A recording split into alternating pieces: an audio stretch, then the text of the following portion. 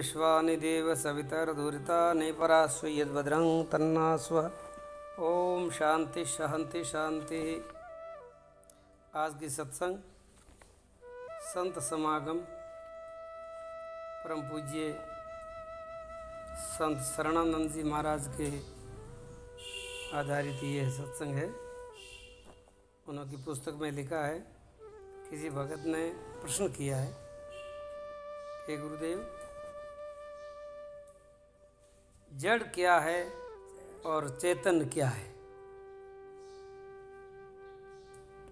अब ये दो विभाग है, जड़ और चेतन। चेतन में जितने भी अवतार होते हैं, ऋषि मुनि होते हैं, बीजाति जो कुछ होते हैं, वो चेतना से होते हैं। जड़ में संपूर्ण सृष्टि की उत्पत्ति होती है प्रकृति से। उसी चेतन के सानिध्य से संपूर्ण प्रकृति सक्रिय होती है। जड़ वस्तु वो है जो अपने आप को प्रकाशित ना कर सके, अर्थात जो किसी और की सत्ता से प्रकाशित हो। मतलब खुद के वो तो स्वयं प्रकाशित तो है नहीं, जड़ वस्तु खुद प्रकाशित नहीं है, दूसरे के प्रकाश से वो प्रकाशित है। एक दूसरी बात यह है कि जड़ वस्तु न तो खुद को जानती है और न जड़ वस्तु दूसरों को जानती है। जो स्वयं को भी न जाने और दूसरों को भी न जाने, वो वस्तु जड़ होती है। और चेतन की परिभाषा ये है, चेतन वह है जो अपने को स्वयं प्रकाशित करे और जिससे संपूर्ण जड़ वर्ग उसे प्रकाशित होता है।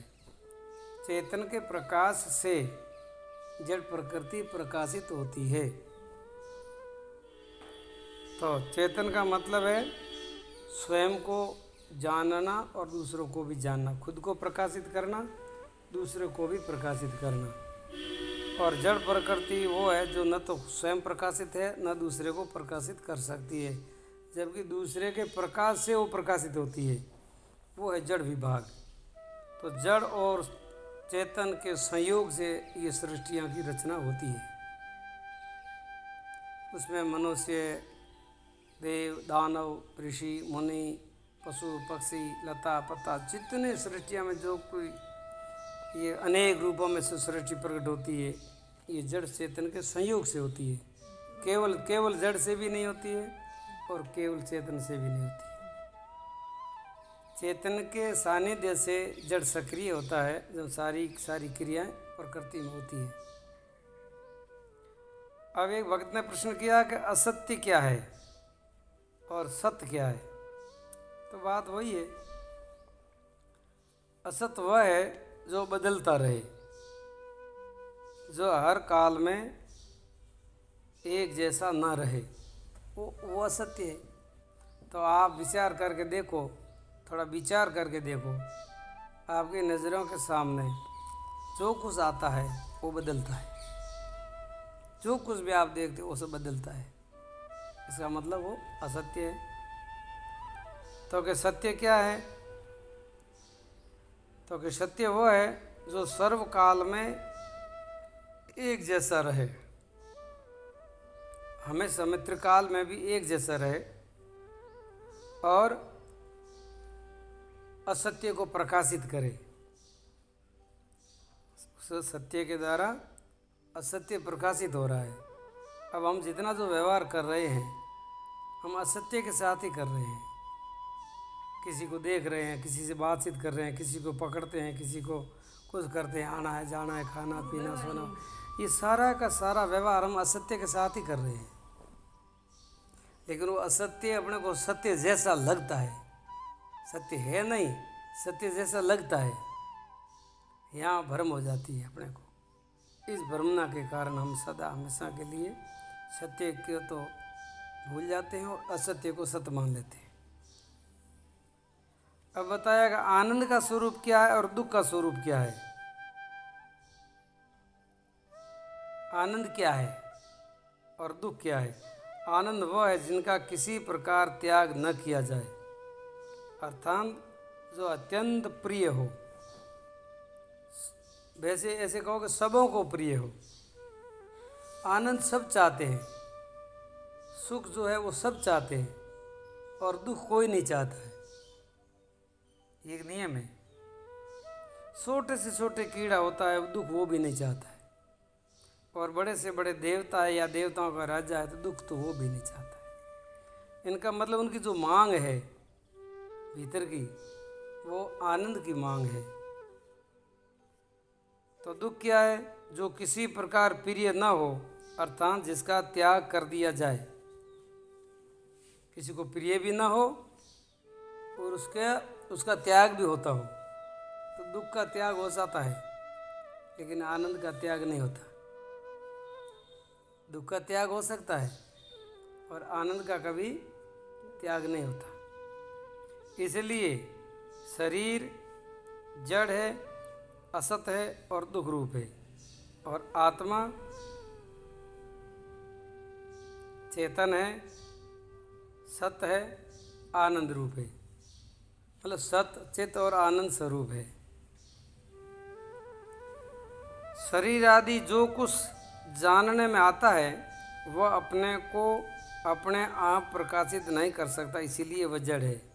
अब आपके जानने में जो आता है वो सब जड़ है, और जानने वाला जो है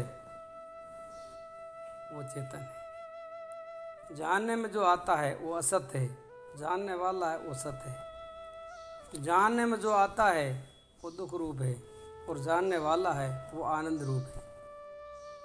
ये बहुत गहरी बातें हैं। इनको विचार पूर्वक बड़ी गहराई से समझ करके अपने जीवन में उतारने की कृपा करेंगे तो आपको ज्ञान की सिद्धि, योग की सिद्धि, भक्ति की सिद्धि और जीवन की परम सिद्धि का अनुभव होगा, और उनको आपको प्राप्ति होगी। अब किसी ने प्रश्न किया है, क्रिया किस में होती है? क्रिया वैसे सीधी भाषा में बताएं तो क्रिया संपूर्ण क्रिया प्रकृति में होती है। परम तत्व जो है परमात्मा, उसमें कोई क्रिया नहीं होती। जो अपूर्ण हो अर्थात पूर्ण में क्रिया नहीं होती, मतलब अपूर्ण में क्रिया होती है। और क्रिया मात्र का आदि अंत होता है। और जो अक्रिय तत्व है, निष्क्रिय तत्व है, वो पूर्ण भी होता है और उसका आदि अंत भी नहीं होता है। तो अपूर्ण कौन है? अपूर्ण वही है जो असत है, जो जड़ है और दुख रूप है। तो ये जो शरीर है ये असत भी है, जड़ भी है, दुख रूप भी है, इसलिए ये अपूर्ण भी है, ये पूर्ण भी नहीं है। पूर्ण तो एक ही तत्व है, आत्म तत्व। तो बताया कि भक्ति क्या है? अपने में सद्भाव पूर्वक अखंड सत चित आनंद घन की स्थापना कर अपना सब कुछ उनके सामने छोड़ करके उनकी रजा में राजी रहने का अभ्यास करना, ये अनन्य भक्ति है। अपनी तरफ से कुछ भी तय न करे, अपने को पूरा का पूरा परमात्मा के प्रति अपने को समर्पित कर दे, पूरा का पूरा, उसका नाम भक्ति है। भक्ति दूसरा कोई नहीं। दूसरे साधारण भक्तियाँ तो अनेक प्रकार की है, नवदा भक्ति वगैरह, लेकिन सर्वोपरि भक्ति का गुण यही है, अपने को पूर्ण रूप से मिटा करके परमात्मा की शरण में समर्पित कर देना। सत्य की अभिलाषा उत्पन्न करने वाला साधन क्या है? हमें सत्य की अभिलाषा, सत्य की इच्छा, सत्य की जिज्ञासा कैसे जागृत हो और उनका साधन क्या है, ये प्रश्न किया है। प्रत्येक सत्य के अभिलाषी को अपनी सभी अभिलाषाओं को विचार पूर्वक भली प्रकार से देखना चाहिए कि वास्तविक अभिलाषा क्या है। अपनी अभिलाषा जो है, अपनी वास्तविक अभिलाषा तो परमात्मा की है, लेकिन वो वास्तविक अभिलाषा को हम संसार की वस्तुओं से पूरी करना चाहते हैं, इसलिए कभी पूरी होती नहीं है और अभिलाषा भी अधूरी रहती है। अपनी वास्तविक अभिलाषा परमात्मा से है और परमात्मा की अभिलाषा ही वास्तविक अभिलाषा है। यदि उसने अपनी अभिलाषाओं का यथार्थ अनुभव कर लिया तो फिर सत्य की अभिलाषा उत्पन्न हो जाएगी। तो वास्तविक अभिलाषा तो सत्य की ही है। जैसे आदमी सोचता है कि मैं कभी ना मरूं, ये अभिलाषा है, तो ऐसा तो परमात्मा है। दूसरी आदमी का अभिलाषा है मैं कभी दुखी ना हूँ, किसी प्रकार का मुझे दुख ना आए, ये अभिलाषा है। तो ऐसी अभिलाषा तो परमात्मा के साथ संपूर्ण होगी। तीसरी अभिलाषा मनुष्य होती है कि मैं सब कुछ जानकार हूँ, सब वस्तु का मुझे ज्ञान हो, सब वस्तु को मैं जानने वाला हूँ। तो ये अभिलाषा भी संसार में पूरी नहीं होती है। और ये तीन अभिलाषाओं से जीव पूरे संसार में भटकता है। वास्तविक अभिलाषा वही है जो किसी प्रकार न मिटाई जा सके। तो करोड़ों जन्म लेने के बाद में अभिलाषाएं हमारी मिटती नहीं है। इसका मतलब आपकी अभिलाषा परमात्मा से है। अभिलाषाएं किसी भी प्रकार की मिटाई जा सकती है, उसके मिटने से ही सत्य की अभिलाषा उत्पन्न की जाती है, यानी उत्पन्न हो जाती है। अथवा सत्य की अभिलाषा होने पर सारी अभिलाषाएं अपने आप मिट जाती है। एक सत्य की अभिलाषा करो, चेतन की अभिलाषा करो, आनंद की अभिलाषा करो, तो दूसरी अभिलाषाएं अपने आप मिट जाती है और सत्य की अभिलाषा हो जाती है। सत्य का मार्ग क्या है? सत्य की अभिलाषा ही एक सत्य का मार्ग है, दूसरा कोई सत्य का मार्ग नहीं है। भले संसार में आपको कुछ भी मिल जाए, संसार में कितना नहीं भी प्रतिष्ठा मिल जाए, कितने भी धन संपत्ति मिल जाए, कितने बड़े बड़े पद मिल जाए, लेकिन वो सारी की सारी सत्य का मार्ग नहीं है। जिस प्रकार बड़ी मछली छोटी मछलियों को खा कर के अंत में अपने आप मर जाती है, इसी प्रकार सत्य की अभिलाषा सभी अभिलाषाओं को मिटा करके अंत में वो भी अभिलाषा मिट जाती है। बस उसी काल में सत्य का अनुभव होता है, उस समय आपका सत्य का अनुभव होता है। जिस प्रकार कमरों का अभाव होने पर मकान का अपने आप अंत हो जाता है, जिस प्रकार कमरों का अभाव होने पर मकान का अपने आप अंत हो जाता है, उसी प्रकार सभी कर्मों का अंत होने पर कर्ता का अपने आप अंत हो जाता है। ये जीवन का बड़ा रहस्य है। फिर स्वयं प्रकाश, स्वयं सच्चिदानंद घन, शुद्ध निर्विकार केवल ब्रह्म तत्व शेष रह जाता है, वही तुम हो। इसलिए उपनिषदों में कहा है तत्त्वमसि, तुम वही हो, उससे पहले तुम नहीं हो।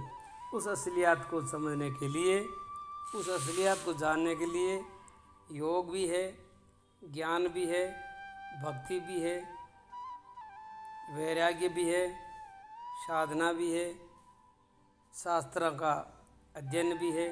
ये सारे मिल करके आपको अपने खुद से परिचय कराएंगे, आपका खुद का वहाँ वास्तविक स्वरूप प्रकट होगा। बोलिए सच्चिदानंद भगवान की जय हो।